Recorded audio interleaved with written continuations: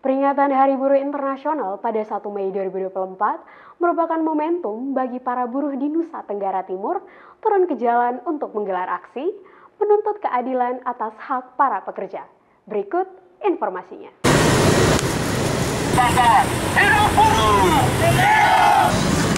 Ratusan pekerja yang tergabung dalam Konfederasi Serikat Buruh Sejahtera Indonesia menggelar aksi unjuk rasa saat peringatan Hari Buruh Internasional pada 1 Mei 2024. Mereka menuntut pengawasan yang lebih ketat terhadap upah tenaga kerja, dugaan penyelewengan dana pasca seroja, hingga fasilitas dan hak yang seharusnya didapat buruh saat bekerja.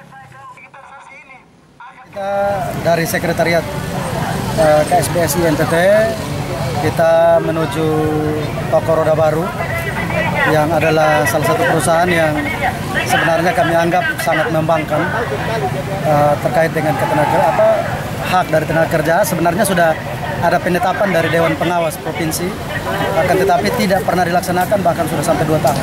Sehingga itu tempat pertama yang kita kunjungi.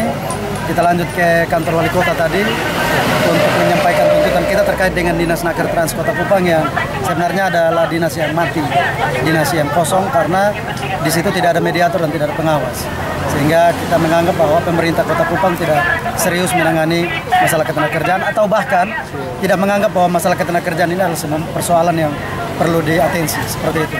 Para demonstran juga menuntut pemerintah lebih berpihak pada para pekerja, khususnya para buruh yang masih mendapatkan gaji yang belum sesuai dengan upah minimum provinsi, maupun yang masih belum terpenuhi haknya sebagai pekerja.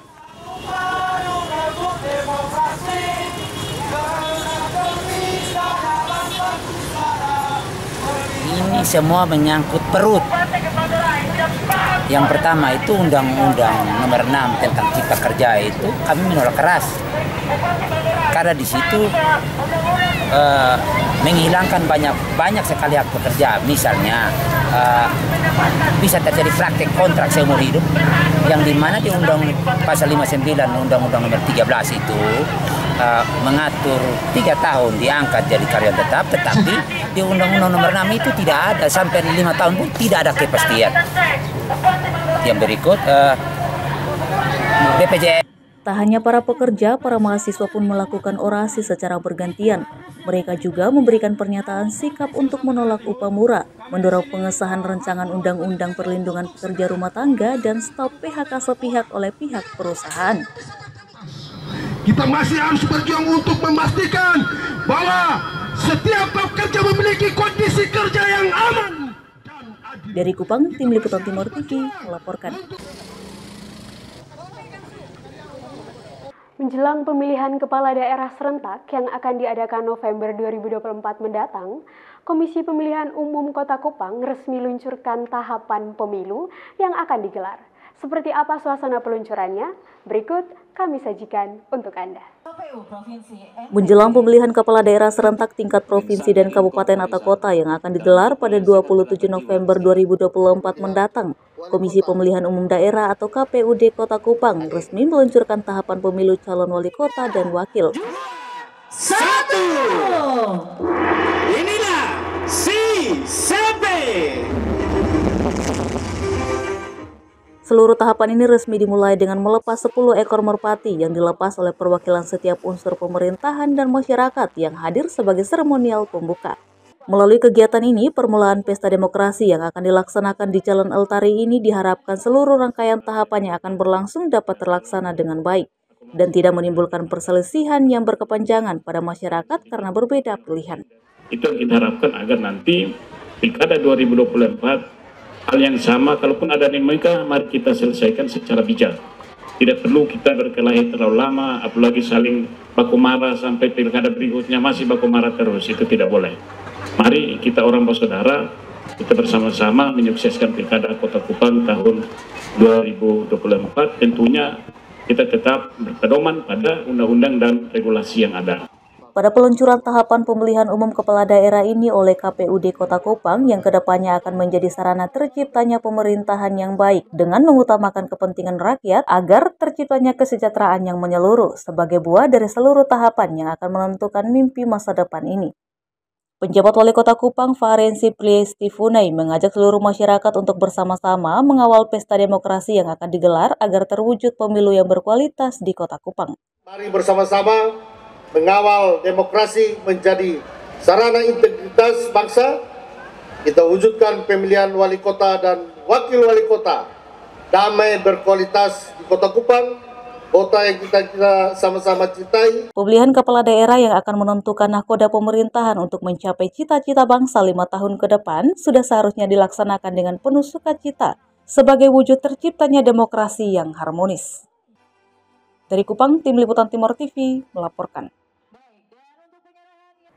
10 orang penumpang kapal MV Dau yang terbakar di Laut Banda berhasil evakuasi Basarnas Kota Kupang. Berikut tayangannya untuk Anda. Kapal MV Dau asal Cina yang berlayar dari Singapura menuju Australia mengalami musibah kebakaran di tengah Laut Banda, Indonesia. Akibat peristiwa naas ini, beberapa penumpang harus dievakuasi untuk diselamatkan.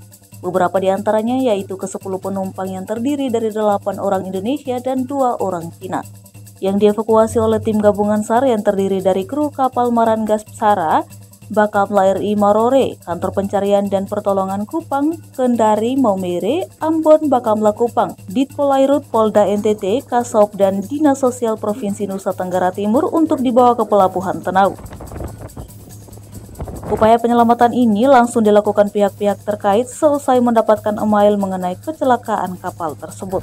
Nah, karena mendapatkan informasi seperti itu, kami koordinasi dengan dari SOP, imigrasi, bea cukai, kemudian Polair, KKP, kemudian Lantamal, Bakamla, ya, kami koordinasikan untuk proses tersebut. Melalui aksi penyelamatan yang dilaksanakan, Kepala Basarnas Putu Udayana menyampaikan upaya ini dapat terlaksana dengan baik karena koordinasi dengan semua pihak terkait, baik tim yang berada di laut maupun di darat. Saran kerja. Nah, proses ini berjalan dengan lancar, koordinasinya berjalan dengan baik, dengan pihak teman-teman Bakamla juga sangat terbuka dan kooperatif, ya, kerjasama yang baik, kolaborasi yang baik dari semua tim yang ada, baik yang di laut maupun yang di darat. Ke-10 korban yang diselamatkan ini langsung diberikan perawatan medis dan selanjutnya diperiksa kelengkapan berkasnya oleh pihak Kesya Bandaran, Otoritas Pelabuhan Kupang, dan Kantor Keimigrasian. Dari Kupang, Tim Liputan Timor TV melaporkan. Tawarkan kesejukan dan keindahannya, Taman Nostalgia menjadi salah satu pilihan favorit rekreasi masyarakat Kota Kupang. Untuk informasi selanjutnya akan hadir setelah jeda berikut ini. Tetap bersama kami.